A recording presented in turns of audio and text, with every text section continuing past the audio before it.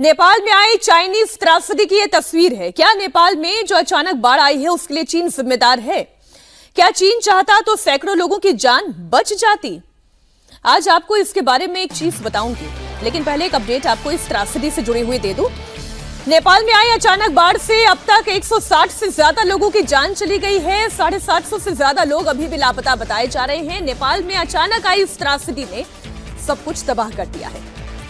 19 पुल तबाह हो गए हैं, 45 किलोमीटर की सड़कें बह चुकी हैं, 15 हाइड्रो पावर प्रोजेक्ट तबाह हो चुके हैं। नेपाल और चीन को जोड़ने वाला पुल तबाह हो चुका है।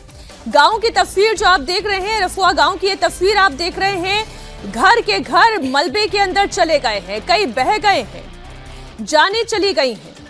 नेपाल में बाढ़ का पानी करीब 30 फीट तक ऊपर आ गया था।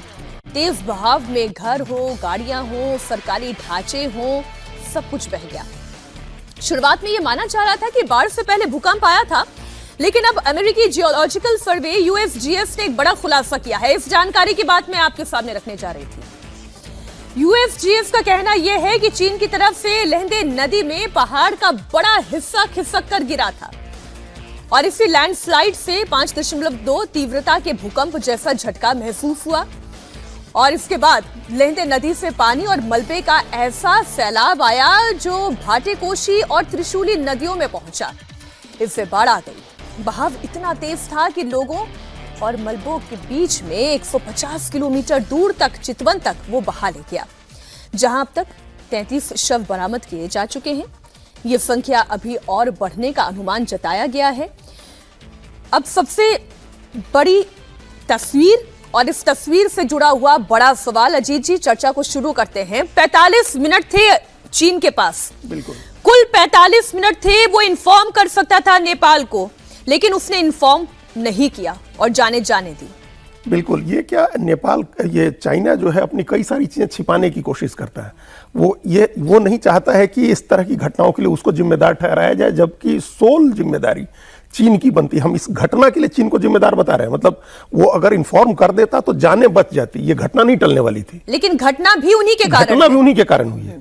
ये घटना तो नहीं टलती। अगर जैसे ये जो लहंदी नदी की बात आपने कही, ये एक ट्रिब्यूटरी है भोटेकोशी नदी की, छोटी नदी है लहंदे। वहां क्या ये 2000 फीट के करीब का एक ग्लेशियर मान लीजिए टूट करके गिरा और उससे एक झील बनी। आपको इन्फॉर्म करना था कि ये झील जो है ये बहुत अस्थायी है और ये टूट करके तुरंत इसका पानी नीचे जाएगा और अपने साथ वेग में बड़ा मलबा लेके जाएगा, तो लोगों को खाली करा लीजिए। तो जो जिला है वो रिवासी, जो जहां जिस जिले के आसपास ये सारी चीजें हुई है तबाही, उन जिलों को रसुआ, हाँ माफ करिएगा, तो रसुआ जिला जो है वहां उसको खाली कराया जा सकता था।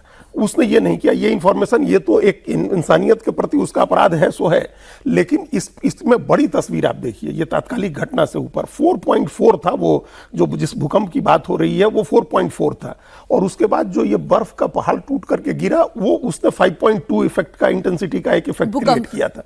लेकिन भूकंप जो था जो नेपाल तिब्बत बॉर्डर पर, वो 4.4 का था। उससे इतनी बड़ी तबाही कतई नहीं आ सकती थी जी। लेकिन उसने ट्रिगर किया इस हिमस्खलन को, जो एवलांच जिसको बोलते हैं, उसको उसने ट्रिगर किया और उसकी वजह से ये पानी नीचे आया। अब चाइना जो कर रहा है, आप याद करिए 2008 में इसी तरह का एक भूकंप तिब्बत में आया था और उस भूकंप में 90,000 लोग मरे थे। 90,000 लोग मरे थे। और ये कहा जाता है कि उस भूकंप से थोड़े ही दिन पहले वहीं पास में एक बड़ा डैम चाइना ने बनाया था।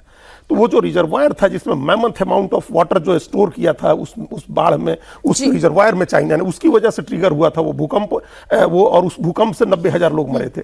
एग्जैक्टली सेम स्थिति यहाँ है। ये चाइना जो डैम्स बना रहा है, उस डैम्स की वजह से वहां ट्रिगर हो रहे हैं और चाइना इस बात को एक्सेप्ट करने को तैयार नहीं है कि सबसे हाईली सेस्मिक एक्टिव रेंज है, माउंटेन रेंज हिमालय की, जहां वो इस तरह की गतिविधियां कर रहा है और जिसकी वजह से लाखों करोड़ों लोगों का जीवन वो मुश्किल में डाल रहा है। ये तो सब जानते हैं, पूरी दुनिया जानती है वहां की ज्योग्राफी कैसी है। रिक्टर स्केल पर भूकंप वहां पर आना, उसकी तीव्रता 5 से ऊपर जाना, ये वहां पर नॉर्मल बात। और काठमांडू में हमने जो भूकंप आया था वो देखा था, लेकिन वो प्राकृतिक था। अब जो चाइना कर रहा है ये प्राकृतिक नहीं है। देखिए, जैसा अजीत जी ने कहा कि ये जो हिमालयन रेंज है, ये अगर पूरी धरती के इवोल्यूशन के हिसाब से देखा जाए तो रैदर न्यू है। मतलब ऐसे तो वो भी हजारों साल है, जी। लेकिन पूरी धरती के हिसाब से नहीं होता, इसलिए सिस्मिक जोन है। अभी भी बहुत जगह एरिया है जहाँ पे हाइट्स बढ़ रही हैं, एमएम्स में हाइट बढ़ रही है, तो बहुत सिस्मिक हाई जोन है। उसके ऊपर से अगर ऐसी कोई एक्टिविटी हो जाती है जैसे डैम्स बनाने की, और वो भी एक पूरी साइंटिफिक प्रक्रिया से नहीं, तो ये इस तरह की चीज़ें होती हैं।